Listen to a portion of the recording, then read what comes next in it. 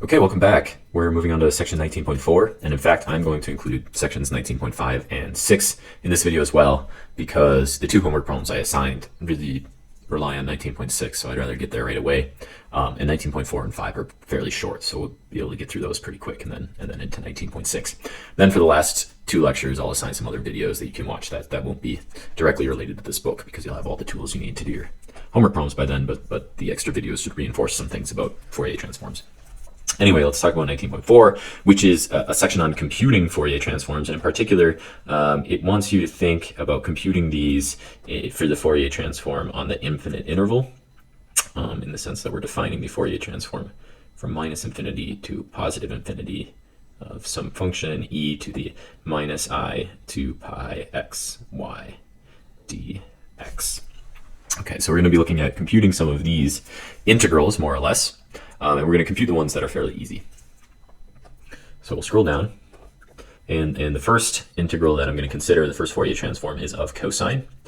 And when we compute cosine, the reason why we get the delta functions out of it is because if I write cosine in terms of Euler's formula, it's e to the ix plus e to the minus ix, all divided by 2. Then here I have e to the I 2 pi k x dx. And if I use my exponent rules on distributing everything, so if I distribute all of the e's and use some exponent rules, what I recover is the integral minus infinity to infinity. I'm just going to move the 1/2 out front. There's no reason that we need a 1/2 inside the integral. But distributing the exponents, well, the exponential, and then combining the exponents, I get something like e to the ix. So I'm keeping ix around, and over here I've got an I there and an x there. And so I have ix 1 plus 2 pi k, and then I have plus e to the ix negative 1 plus 2 pi k. So what we have here, if I highlight this portion, this is the Fourier transform of the constant function 1, but it's been shifted by really 1 over 2 pi plus k. And so that's this term here. And over here I have a Fourier transform of 1, and this one has been shifted by really negative 1 over 2 pi plus k, which is that term there. And in fact, this minus sign should be a plus sign, because we can see the plus sign right there. You can verify that by looking at a Fourier transform table, but that's definitely supposed to be a plus sign in the middle. So that's how we develop those, is we just use Euler's formula. And make sure that you annotate this by making sure that's a plus sign there, typo. So that's how we would calculate something like cosine. If we want to do sine, then the plus in the middle becomes a minus, and we get a 2i in the denominator. And this is exactly because the Euler identity for sine, the plus switches to a minus, and there you gain an I in the middle, right? So this should be jumping out as the difference between cosine and sine is a change in sign between the two, and then an I on the denominator. Okay, so those are the only two examples that this section provides, because the complex exponential, then all you have to do to compute this Fourier transform is just placing it on each term separately by linearity, and we just get the delta function shifted by k minus 1 over 2 pi. So now we have this table, and this is the only Fourier transform table you'll need for this course. However, I will also share my table,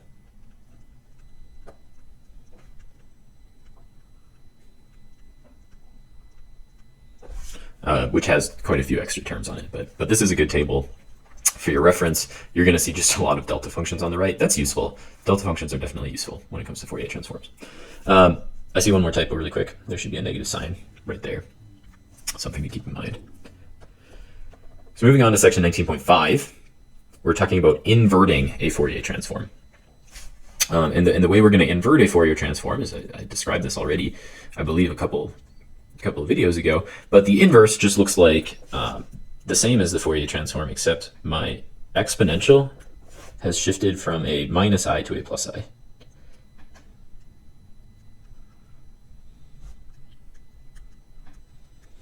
And so you can either think about that as the fact that we had conjugated taking the complex conjugate of everything, or you can think about it as it's referring to here, that the inverse is the adjoint because it is a unitary operator.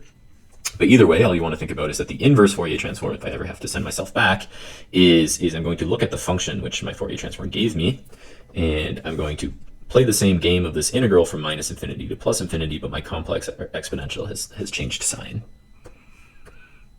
And this is very useful to use the integral definitions when we're using a computer algebra system to help us solve these problems, because we can just type the integrals into the computer and have them solve it for us. Another way that you can invert the Fourier transform, if you want to, is, okay, so if we look at our table, the forward Fourier transform takes us in this direction. The inverse Fourier transform takes us in this direction. So all we have to do, suppose I want to inverse Fourier transform the function 1, all I do is look to the left, and the inverse is delta x. If I want to invert the Fourier transform delta k minus a over 2 pi, that inverts to e to the ia x, and so on as we move down. So this is what I mean by that section being very short. We're already on to 19.6, so 19.6 is the one that I really care about, that you probably want to care about for the Fourier transform. This is how we solve a lot of differential equations, in particular partial differential equations. So the Fourier transform is probably the most powerful tool we have to solve partial differential equations. We often use it in higher dimensions than just one, but in general, this is really the first technique you want to send yourself to if you ever have to analyze a partial differential equation. The reason why, and I'm going to circle this right now, the reason why this is great for partial differential equations and differential equations in general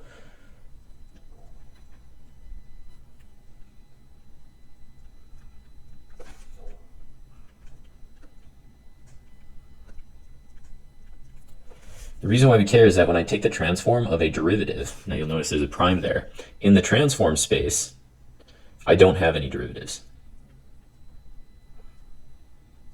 Right, there are no derivatives in the transform space. What the price I pay for in the transform space is multiplication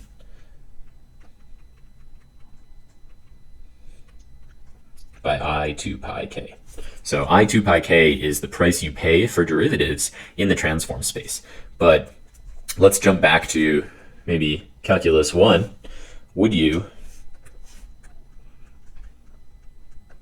rather play a game of would you rather A, take derivatives, or B, multiply by 2 pi k? I guess there's an I there as well. So what would you rather do of those two? I know that I would rather multiply by I 2 pi k. It's a much easier operation to perform than computing a derivative. And in particular, let's take a really quick aside to one more would you rather. Would you rather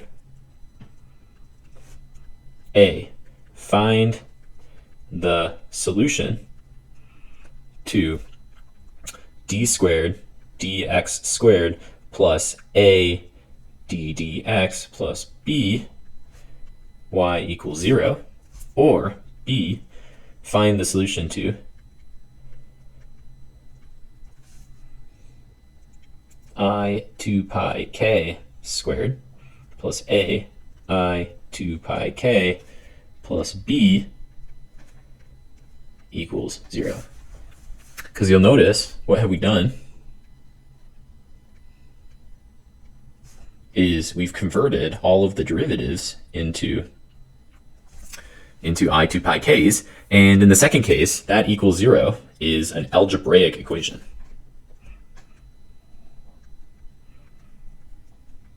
And in fact, it's easier than that. It's a quadratic equation, and so we have the quadratic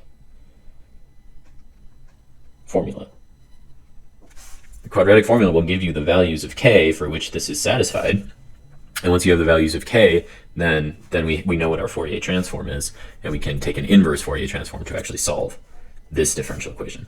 And so this is the primary reason why the Fourier transform exists and is a fantastic tool at our disposal, is because of this property that it converts derivatives, which are a somewhat difficult object to work with, especially if we're trying to take an inverses of derivatives, which happen to be integrals, but in somewhat more complicated settings, they happen to be solving differential equations.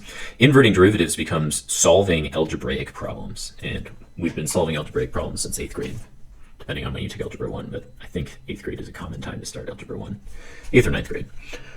So there's a nice exercise here using integration by parts, show that the above is correct. That's this one right here. And I'll actually assign this for your homework to do that. But we can generalize such an idea, and we can compute n derivatives by just taking n powers, which I kind of already showed you. And we can also play the inverse game, which isn't used terribly often, where actually multiplication becomes derivatives. Okay, so the Fourier transform, you have multiplication and you have derivatives. And actually the Fourier transform does a double dance here. So f can send you from multiplication to derivatives, which is kind of the bad direction, or it can send you from derivatives to multiplication, which is the good direction. Okay, let's look at the step-by-step process, because this is something that I know a lot of you appreciate. So we'll look at a step-by-step process of how we're actually going to solve a differential equation with the Fourier transform. And the first step is to take a Fourier transform on both sides of the differential equation. The second step is going to be this algebraic term, where you actually algebraically solve the new equation for f hat. Okay, so I'm going to add the word algebraically right here. So we're going to algebraically solve the new equation for f hat, and then you're going to take an inverse Fourier transform. So what this should look like, more or less, is step 1, take capital F of everything. Step 2, solve for f hat. Step 3, f inverse everything. Let's actually see that in action. Okay, let's take a look at this example, which is actually using the Fourier series, not the Fourier transform. But you can really think of the Fourier series as, discrete Fourier transform. This is the Fourier series with sines and cosines. And we're going to look at a solution of a second order equation. Okay, so we're looking at this equation, negative mu, two derivatives on f equals g, where in particular g has this form.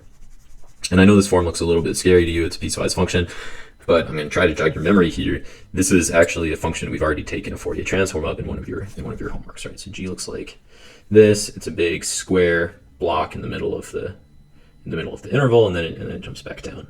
And you definitely took the Fourier transform of this in one of your homeworks. In particular, I think you did it for L equals 1, but it's not going to look any different for a different value of L.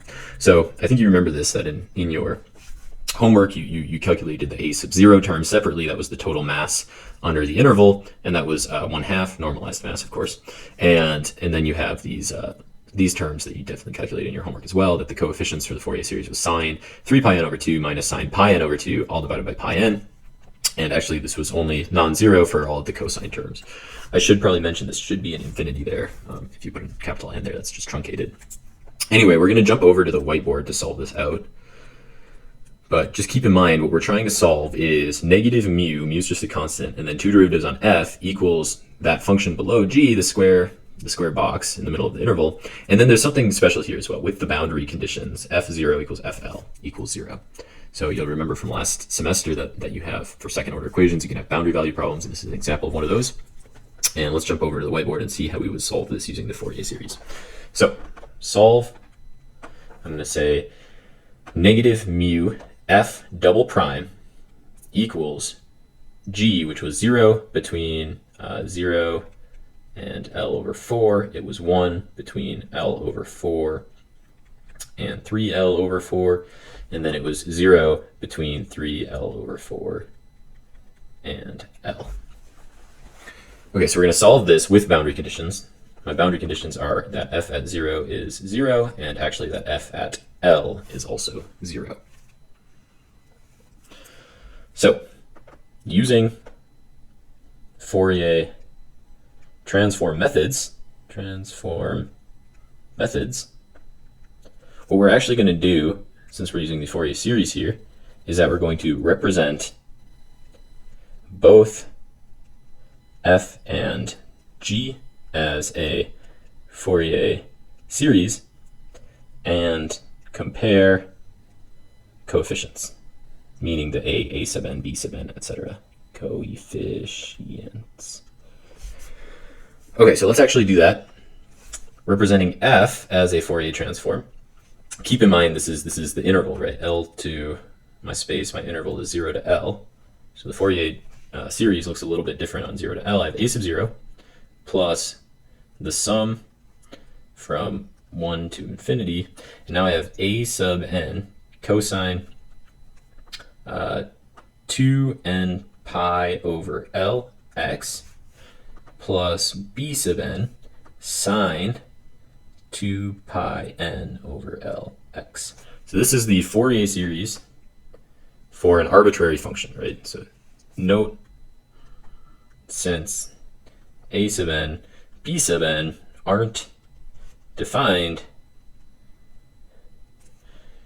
this function is arbitrary, which is useful.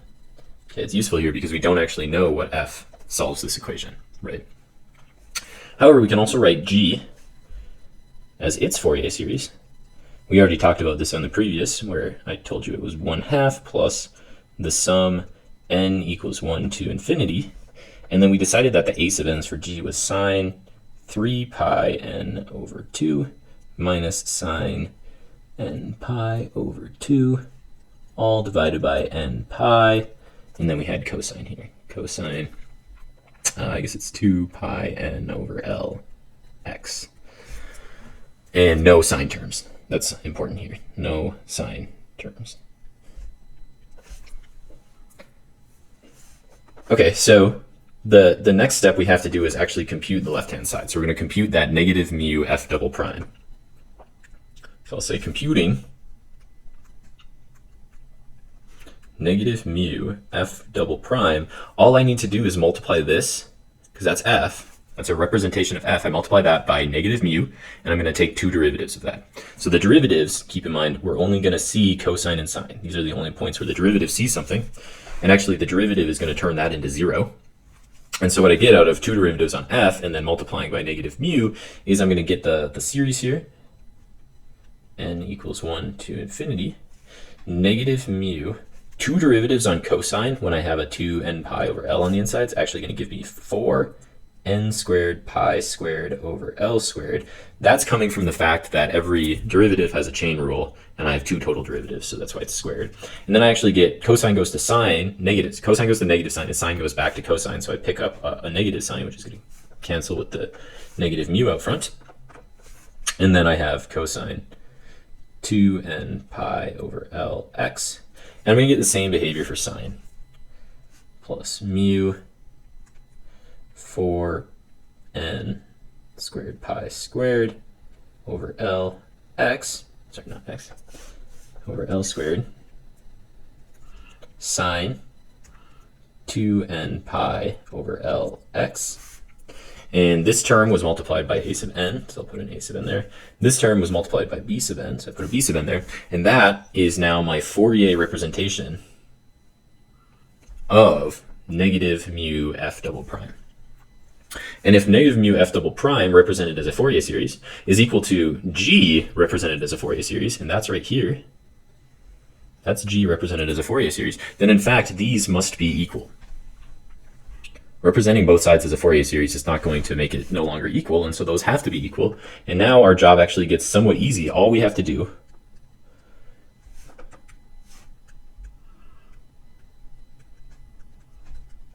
is compare terms to get a sub n and b sub n. And in fact, the easy thing to do is find b sub n right away, because that's why I commented there are no sine terms in g, which means all of the b sub n's are 0. So since g has no sine terms, then this representation, which right now looks like it has sine terms, but we want to get rid of them, we can get rid of them by letting b be 0. So the only tricky thing then is to compare the cosine terms, which look like a sub n mu 4n squared pi squared over L squared, with everything here, this difference of signs. So we have to clear the screen. But what I want you to think about is that I'm going to set this equal to this so that I can find a sub n. So I'm setting a sub n mu 4n squared pi squared over L squared equal to the coefficients on the cosine terms in g, which were sine 3n pi over 2 minus sine n pi over 2 divided by n pi. And I'm going to solve for a sub n. And to solve for a sub n, it's not too bad. A sub n equals sine 3n pi over 2 minus sine n pi over 2, all divided by, now I'm dividing by n pi, but I'm also dividing by all of this, mu 4n squared pi squared over L squared. And I could simplify that, but I won't for now. Okay, so all I've done is solve for a sub n. Hence, I can reconstruct my function f, which was a sub 0 plus the series n equals 1 to infinity. It was a sub n cosine, right? And so this is a sub n. I'm going to plug that in. Sine 3n pi over 2 minus sine pi n over 2, all divided by n pi mu 4n squared pi squared over L squared. And then I recover cosine 2n pi over L x plus the sine terms, but we determined all of the sine terms were 0. And so this is f. But people might be asking, all of you astute listeners, watchers, might be asking, you have not solved for a sub 0 yet. What is a sub 0? And this is why we have boundary conditions. So the boundary conditions, which are f at 0 equals f at L equals 0, tell us if I evaluate f at L, evaluating f at L, a0 sticks along for the ride. All of these cosines are equal to 1, and it's actually the same for at f of 0. But what I have to do is I take this series, all of these cosines are equal to 1 when I evaluate at L. Okay, so every cosine is equal to 1. I take the series of sine 3 pi n over 2 minus sine n pi over 2, all divided by n pi mu 4n squared pi squared over L squared. And if I go ahead and use a computer to tell me what this sum is equal to, we actually find out that the sum, is equal to negative 1 divided by 64 mu. Just the sum, right? Just the sum. Hence, if f of L is equal to 0, and we have 0 equals a sub 0 minus 1 over 64 mu, we can solve for a sub 0 as a sub 0 equals 1 divided by 64 mu. And so this gives me my final solution here, which was f of x is 1 divided by 64 mu plus the sum n equals 1 to infinity, and I have my sine 3n pi over 2 minus sine n pi over 2 divided by n pi mu 4n squared pi squared over L squared cosine 2n pi over L x. And so that is how we can solve an ODE using Fourier series methods. We would find that this does perfectly solve the ODE if we compute the actual series. And jumping back to the book, I can scroll down and we can see what this actually looks like. So there's the solution to this problem. And that's kind of what you would expect, right? If I took 2 derivatives of that, I would expect to get something square-ish, and then it definitely meets the boundary conditions.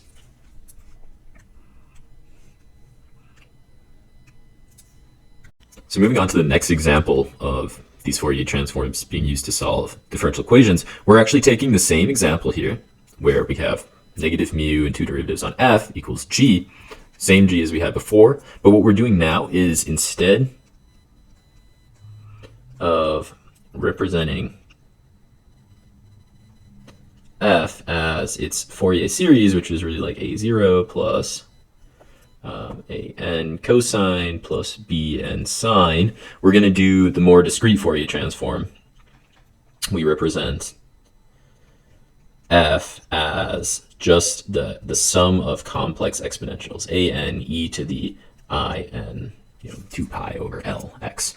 Okay, so we're going to see that actually this complex exponentials version of f is a little bit easier to work with, because if we represent g in terms of complex exponentials. This is the true transform, right? So now I'm just thinking about g as a function of k. These are the coefficients of its transform.